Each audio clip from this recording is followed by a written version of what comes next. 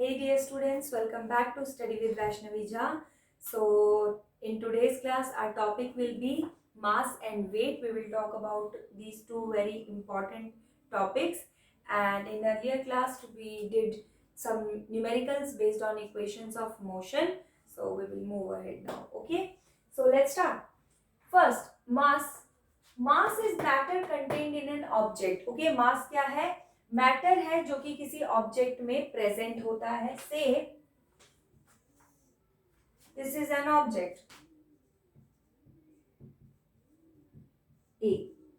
Even if the gravity is acting on it, but उसके बाद भी इसका खुद का कंटेंट कितना है, ठीक है, ये कितना मैटर से बना है, दैट इज मास. और यही अगर ये ऑब्जेक्ट है बी, ओके, एंड इसके ऊपर जो है अर्थ जो है वो एक्ट कर रही है, इसके ऊपर अर्थ जो है वो एक्ट कर रही है, तो इस अर्थ का जो फोर्स ऑफ ग्रेविटेशन है जिससे ये इस ऑब्जेक्ट को अपने तरफ पुल कर रही है, वो होता है weight. See the difference. Earth इधर भी है, ठीक है, but it is also applying force, but we are considering only the content, the matter of this object. कितना matter इस object में है वो होता है mass, right? and weight क्या होता है कि किस force से अर्थ उसको अपने तरफ attract कर रही है, that force is what? it is weight. okay, so see, mass is a matter contained in an object, and weight the force with which the earth attracts the object. Now SI unit. If I talk about the mass of content or matter present in an object, so it may be some grams, it may be some kgs, right, some kilos. So here the SI unit of mass is kilograms, that is kg. And weight, for weight I am defining it as the force of attraction, right? force, वो force जिससे अर्थ object को अपनी तरफ पुल कर रही है, तो force की यूनिट क्या होती है? न्यूटन. सो एसआई यूनिट क्या है वेट की? न्यूटन. नेक्स्ट, मास की वैल्यू. मास की वैल्यू, अब ये ऑब्जेक्ट पे हम फोर्स को ले ही नहीं रहे हैं, ठीक है, इस मास के केस में हम इस ऑब्जेक्ट को, मैं यहाँ लिख देती हूँ, इसमें हम मास की बात कर रहे हैं, इसमें वेट की. अब देखो, इस केस में हम फोर्स को कंसीडर कर ही नहीं रहे हैं, तो अब यहाँ पे जो प्लैनेट है वो अर्थ हो या मून हो या मार्स हो, कुछ भी हो, उससे कोई फर्क नहीं पड़ता है. So mass will remain constant only. Mass पे कोई फर्क नहीं पड़ेगा. तो value of mass is what? It is constant, right. And value of weight, अब अगर यहाँ अर्थ है, ठीक है, यहाँ मून कर दिया जाए, तो हो सकता है कि मून के थ्रू लगने वाला फोर्स कंपेयर टू अर्थ थोड़ा कम हो. अर्थ ऐसा फोर्स लगा रही थी, इट वाज स्ट्रॉन्ग, मून का फोर्स थोड़ा कम हो, ठीक है. तो अब मून का फोर्स अगर कम है तो वेट पे फर्क पड़ेगा, ठीक, because weight is what? Force of attraction, right. तो फोर्स, वो जो ग्रेविटेशनल फोर्स है जो अर्थ लगा रही थी, that was strong, so the value was more.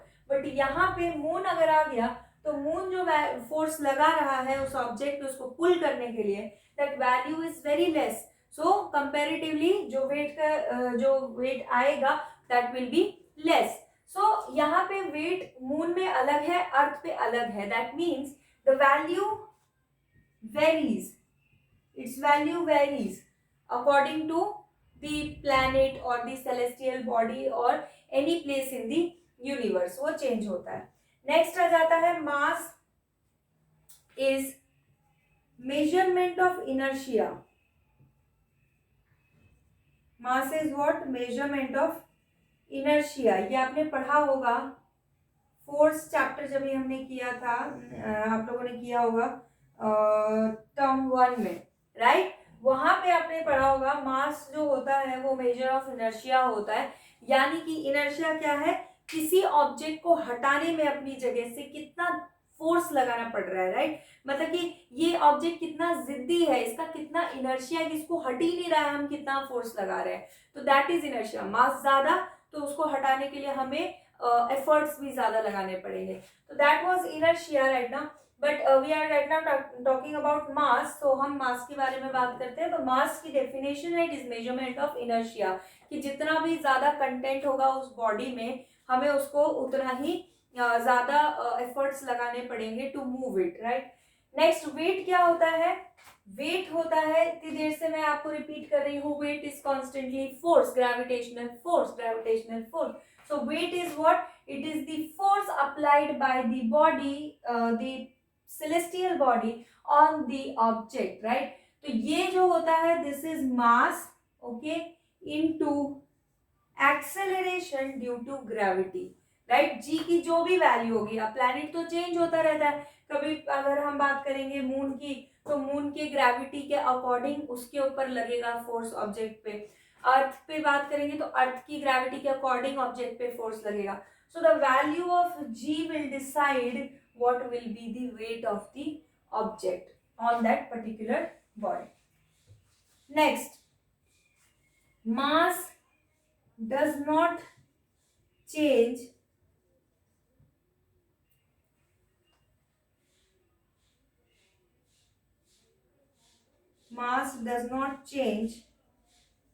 even if G changes। अगर G बदल भी जाता है तभी भी मास चेंज नहीं होता। जैसा मैंने कहा, यहाँ पे मार्स हो तो मार्स का कुछ G1 वैल्यू होगी, अगर यहाँ पे मार्स की जगह पे मून हो तो मून के लिए कुछ G2 वैल्यू होगी, अगर अर्थ हो तो कुछ G3 वैल्यू होगी। बट इस तीनों के G से इस ऑब्जेक्ट पे कोई फर्क नहीं पड़ रहा है। So mass does not change even if G changes. अगर G बदल भी जाता है तभी भी मास नहीं बदलता। बट वेट चेंज होता है अगर G की वैल्यू चेंज होती है तो वेट चेंजेस। अगर यहाँ पे मून आ गया तो इस ऑब्जेक्ट पे लगने वाला फोर्स कम है, तो इसका मतलब G की वैल्यू कुछ G2 होगी, यहाँ पे G1 होगी, तो यहाँ पे जो वेट निकलेगा दैट विल बी mg1, और यहाँ पे जो वेट निकलेगा दैट विल बी mg2, तो both will be different values. तो weight changes if G changes। So these are the differences। मैं आपको अलग अलग टॉपिक करके भी बता सकती थी, but that was not needed, उसकी जरूरत नहीं थी। आपको यहाँ पे डिफरेंस का डिफरेंस हो गया और आपको टॉपिक भी आई होप क्लियर हो गया हो। ये जो डिफरेंस है ये पेपर में आपका 2 मार्क्स तक में आ सकता है, ठीक है। 2 मार्क्स तक में ये डिफरेंस आ सकता है। आप चाहे तो इसका स्क्रीनशॉट ले लीजिए।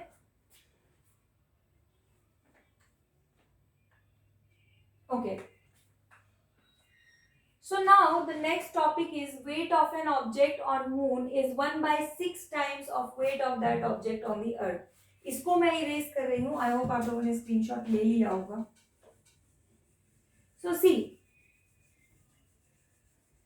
यहाँ कहता है आपको प्रूफ करना है दैट जो मून पे वेट होता है अर्थ का ऑब्जेक्ट का, वो अर्थ पे जितना वेट है उसका 1/6 टाइम्स है। ये हम कैसे प्रूव कर सकते हैं? इसको प्रूव करने के लिए आपको 2 बातें ध्यान में रखनी है। पहली बात कि मास ऑन अर्थ जो होता है किसी ऑब्जेक्ट का, वो 100 टाइम्स होता है मास ऑफ मून के। मास जो होता है अर्थ का वो 100 टाइम्स होता है मास ऑफ मून के। पहली बात तो ये याद रखनी है। और दूसरी बात, मास जो है और रेडियस जो होता है अर्थ का, that is 4 times the radius of moon. 2 बातें ध्यान में रखेंगे, mass of earth is 100 times the mass of moon and radius of earth is 4 times the radius of moon. अब इस इंफॉर्मेशन के बेसिस पर हम कैलकुलेट करेंगे कि किसी भी ऑब्जेक्ट का जो वेट है वो 1/6 टाइम्स होता है weight of that object on earth. चलो, सो पहले मैं आपको फिगर के थ्रू बताती हूँ। सपोज ये है मून, पहले हम मून की बात कर रहे हैं, ओके। सो लेट अस से मून का मास है mm, okay, and this object is kept over here. यहाँ पे ऑब्जेक्ट रखा हुआ है, सपोज इसका मास है स्मॉल m, ठीक है। इनके बीच का जो डिस्टेंस है वो डिस्टेंस कितना होगा, रेडियस, क्योंकि हम ऑब्वियसली पढ़ चुके हैं अगर किसी बॉडी के ऊपर ही ऑब्जेक्ट रखा है तो the distance between both the bodies will be the radius, right. तो रेडियस जो है वो क्या किसका ले रहे हैं, मून का। तो यहाँ पे हम मान लेते हैं मास mm जो है वो मास ऑफ मून है, rm जो है वो रेडियस ऑफ मून है,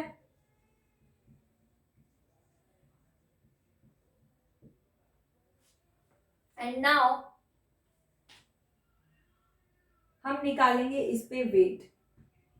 ओके, मैंने आपसे कहा कि वेट जो है वो ग्रेविटेशनल फोर्स होता है, राइट। तो हम फोर्स का फॉर्मूला लगा सकते हैं, W ऑन मून, मून पे हम बात कर रहे हैं, निकालने के लिए फोर्स निकाल सकते हैं। फोर्स का फॉर्मूला क्या होता है, Gmm अपॉन डी स्क्वायर। यहाँ पे m क्या है, small m is mass of object, ये भी आप यहाँ लिख ही लीजिए, mass of object, okay, and mm is the mass of moon, so ये मैं लिख देती हूँ mm। यहाँ पे हम एक काम करते हैं, बहुत ज्यादा m हो जाएंगे तो हम इसको कैपिटल से रिप्रेजेंट कर लेते हैं, that will be easy, right.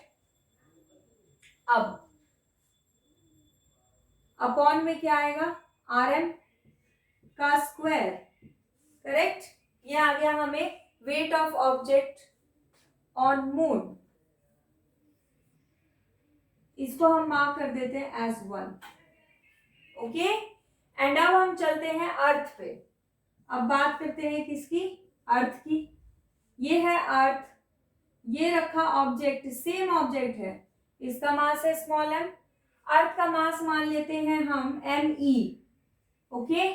और अब इस ऑब्जेक्ट और अर्थ के सेंटर के बीच में गैप कितना है, radius re, correct. So let's put the formulas, We is equal to F, again weight is what, force of gravitation, the force of gravitation निकालेंगे Gmm upon D square, Gm mass of object तो same ही है, वही object हमने moon पे रखा, अर्थ पे रखा है। अब मास ऑफ ऑब्जेक्ट तो सेम ही है और अर्थ का मास कितना है, me अपॉन re का स्क्वायर। यहाँ पे दो वैल्यूज लिखी है मैंने, दो नोटिंग पॉइंट्स लिखे हैं। मास ऑफ अर्थ जो होता है वो 100 टाइम्स मास ऑफ मून होता है, तो यहाँ पे वैल्यू पुट करते हैं Gm into 100 mm, right. Mass of earth is 100 times the mass of moon, and यही चीज यहाँ पे क्या है, radius of earth is 4 times radius of moon, so upon 4 times radius of moon square। इसको थोड़ा सॉल्व कर लेते हैं, it will be 100 Gm into mm upon 4 4 16, right, so 16 rm square, this is second equation। आप चाहे तो इसे और कैंसिल भी कर सकते हैं, 4 4 16, 4 25 100, सो ये हमारे पास आ चुका है 25 Gm upon rm square, correct. Now what we will do, we will divide second from 1, second from 1 divide करते हैं weight on earth upon weight on moon, correct. कितना है weight on earth, 25 Gm upon rm square, right, upon Gm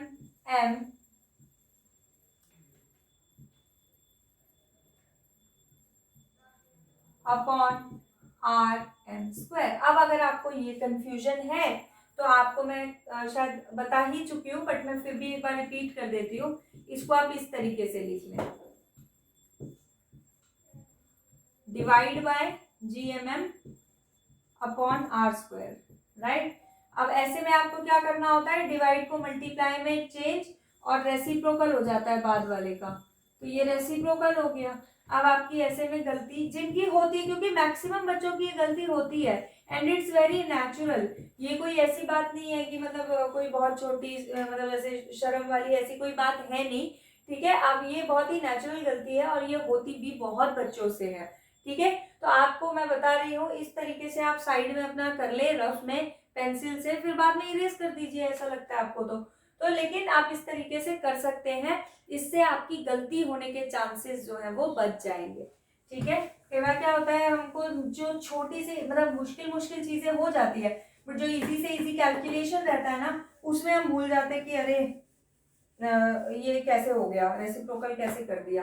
तो वो आप इस तरीके से कर सकते हैं। Now cancel the terms, G G cancel, small M, ये कैंसिल, ये भी cancel. What is it 25 and there is some mistake I feel, हाँ 4, यहाँ पे 4 रह गया, सो 25/4। नाउ ये आपका 25 जो है it will be approximately 6.25, right. तो it will be approximately equal to 6। अब यहाँ पे देखिए weight of earth upon weight of moon is approximately equal to 6। So weight of object on earth is equal to 6 times weight of object on moon। अभी ये 6 नीचे आएगा तो weight of object on moon will be 1/6 times weight of object on earth। so accordingly question में आपसे क्या पूछा गया इस पे आप ये डिसाइड करेंगे कि यहाँ छोड़े या यहाँ छोड़े। आंसर तो दोनों ही हो गया ना। अगर आप ये कह रहे हैं कि अगर अर्थ पे किसी ऑब्जेक्ट का मास है 60 kg तो 1/6 टाइम्स जो है वो मून पे होगा, यानी अगर अर्थ पे कोई ऑब्जेक्ट का मास होता है 60 kg तो मून पे वो 1/6 टाइम्स हो जाएगा, यानी कि 10 kg उसका मास हो जाएगा किस पे, मून पे। यही चीज कह रहे हैं। यही चीज आप ऑपोजिट भी तो बोल सकते हैं कि अगर किसी ऑब्जेक्ट का मास मून पे 10 kg है तो अर्थ पे 60 kg हो जाएगा। तो ये चीज आप ऑपोजिट भी बोल सकते हैं। अब आपको आपका आंसर किस टर्म पे छोड़ना है, यहाँ या यहाँ, ये डिपेंड करता है यहाँ क्या लिखा है। यहाँ पे आपसे weight of an object on moon is 1/6 times weight of an object on earth, यानी आपको 1/6 के टर्म्स में आंसर निकाल के छोड़ना है, तो आप 1/6 कर देंगे। अगर यहाँ बोला होता उल्टा, weight of an object on earth is 6 times the weight of an object on moon, तो वहां पे आप यहाँ पे छोड़ देते 6 टाइम्स के टर्म्स में। तो it depends completely on question कि आप कहाँ पे आंसर छोड़ेंगे। मैंने दोनों लिखा दिया है, आप भी अभी दोनों लिख लेंगे, बट क्वेश्चन पेपर में जब ये आएगा तो आप उसे जिस टर्म में बोला गया है उसी टर्म में छोड़ेंगे, ठीक है। अब आप इसका आप स्क्रीनशॉट ले लीजिए। ये पेपर में लगभग आता है 3 मार्क्स में, 3 मार्क्स में ये आपके पेपर में आता है प्रूफ करने के लिए, prove that this statement, okay. So इसका आप स्क्रीनशॉट ले लीजिए और ये बहुत ही इंपॉर्टेंट क्वेश्चन है, फिर मैं इस पे बेस्ड आपको 1-2 न्यूमेरिकल्स भी करवा दूंगी।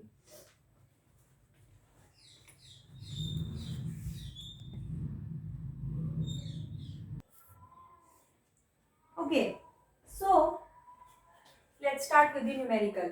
So it says calculate the weight of an object if mass of it is 6 kg। हमें weight निकालना है जब भी मास दिया हुआ है, तो मास हमको 6 kg अगर गिवन है, weight क्या होता है, weight is nothing but force of attraction, right? And we know that weight is equal to m into g. So 6 into what?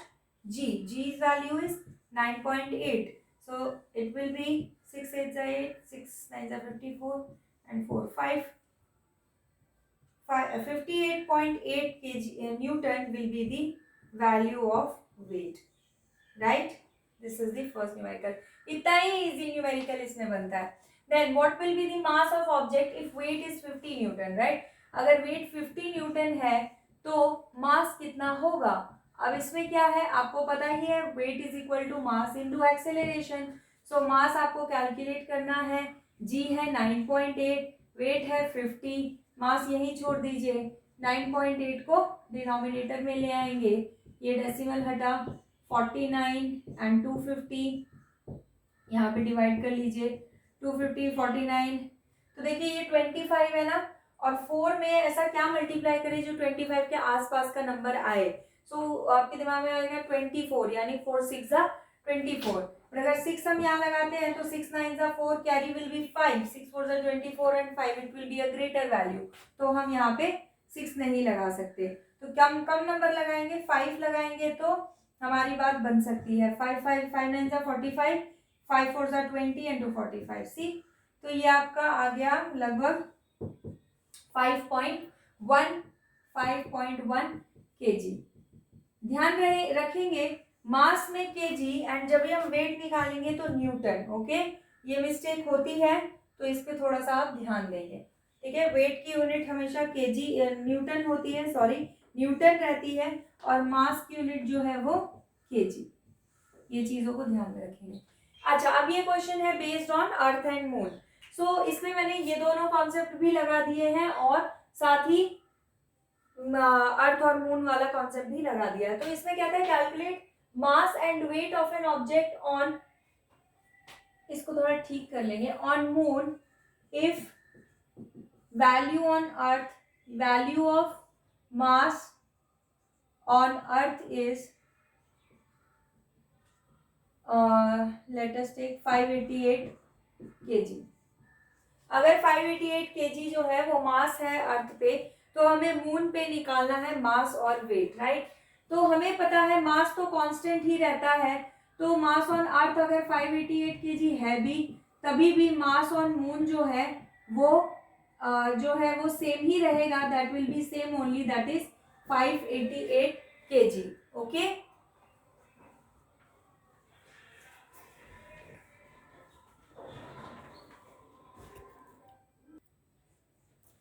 so okay, so what I was saying, that mass of earth is 588 kg, so mass of object on earth is 588 kg, so what will be its mass on moon?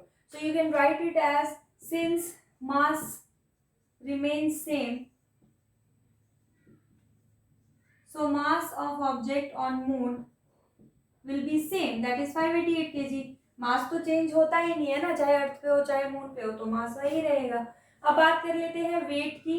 ठीक है, तो पहले wait on अर्थ निकाल लेते हैं, mass into जी। हमें नहीं पता अर्थ मास मून पे जी कितना होता है, राइट। तो हम क्या करेंगे, हम अर्थ पे निकाल लेते हैं वेट ऑफ ऑब्जेक्ट। हमें ये तो पता है that it is weight of object on earth is 1/6 times of the weight of object on moon. तो हम यहाँ पे weight of object on earth निकाल लेते हैं। मास हमें मालूम है 588, जी की वैल्यू हमें पता ही है 9.8, तो इसको जरा कैलकुलेट कर लेते हैं।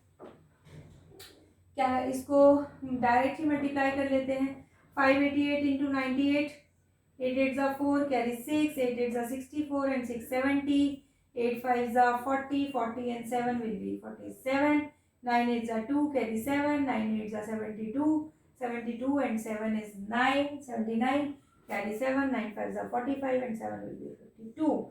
So it is 4 2 6 7 5. So 5 7 6 2.4 because upon में है 10। तो अब देखो कुछ बच्चों की गलती, अगेन पहले इसको कैंसिल करेंगे और फिर अगेन उसको डेसिमल में निकालेंगे 5 से डिवाइड करके, तो करने की जरूरत नहीं है। नीचे 0 आ गया ना तो सीधा डेसिमल लगाओ। ठीक है, तो this is the weight of earth in newtons। okay, weight of earth, the weight of object on earth in newtons, and now we know that weight of object on moon is 1/6 times the weight of object on earth, so it is 1/6 times of 562.4। so let us calculate it, 6 9s are 54, 22, so 6 3s are 18 and 54, so 0.6, so 93.6 is the weight of the object on moon। so this is it। okay, इस पे इसी type के numericals बनते हैं, और अगर आप चाहते हैं कि मैं और भी न्यूमेरिकल्स इसके डालूं या और भी क्वेश्चंस इसके बना के डालूं, आप सॉल्व करके उसे चेक भी करवाना चाहते हैं, तो आप मुझे कमेंट सेक्शन में ज़रूर बताइएगा, ताकि मैं उसका असाइनमेंट बना के आपके लिए PDF जो है उसकी लिंक डिस्क्रिप्शन बॉक्स में मैं अवेलेबल कर सकूं। और रहा सवाल कि मैं आपको कुछ भी आपका डेटा लेके चेक कैसे करूंगी या जो भी, तो वो मैं कोई ना कोई वे जो है वो फाइंड आउट कर ही लूँगी। आप बस एक बार कमेंट सेक्शन में मेंशन कीजिएगा। और अगर आप चाहते हैं कि इस ग्रेविटेशन से रिलेटेड और भी कुछ आपको कोई टॉपिक लग रहा है मिसिंग, या आप चाहते हैं कि उसके ऊपर दोबारा आपको चाहिए, तो आप मुझे ज़रूर बताइएगा, कमेंट सेक्शन में मेंशन करना नहीं भूलिएगा। तो क्योंकि तभी मुझे पता चलेगा कि आप लोगों का फीडबैक एक्चुअली में क्या है, राइट। तो आप लोग मुझे बताइएगा। आप में से किसी एक व्यूअर ने कमेंट सेक्शन में मुझे मेंशन किया था कि अगर मैं डायग्राम्स और डालूंगी तो आपको और अच्छे से समझ में आ सकता है, तो मैं बिल्कुल उस चीज़ पे ध्यान दूंगी। और डायग्राम्स जितने ज़्यादा मैं बना सकती हूँ उतने ज़्यादा डायग्रामेटिकली मैं एक्सप्लेन करने की कोशिश करूँगी।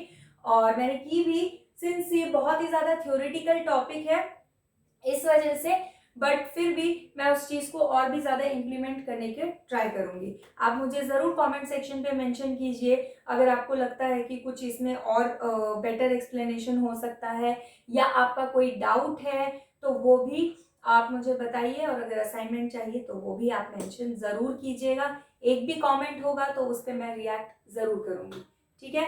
अभी के लिए इतना ही, एंड अब हम मिलते हैं नेक्स्ट वीडियो में। आपका फर्स्ट पार्ट ऑफ ग्रेविटेशन खत्म हो चुका है।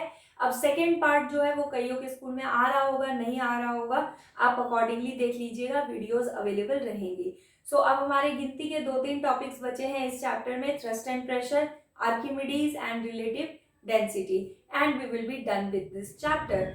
सो yeah, that's it. So if you like my video, then please do like, share and subscribe my channel, and do not forget to hit the bell icon. Till then, take care. We'll meet soon with their new video. Okay? Thank you.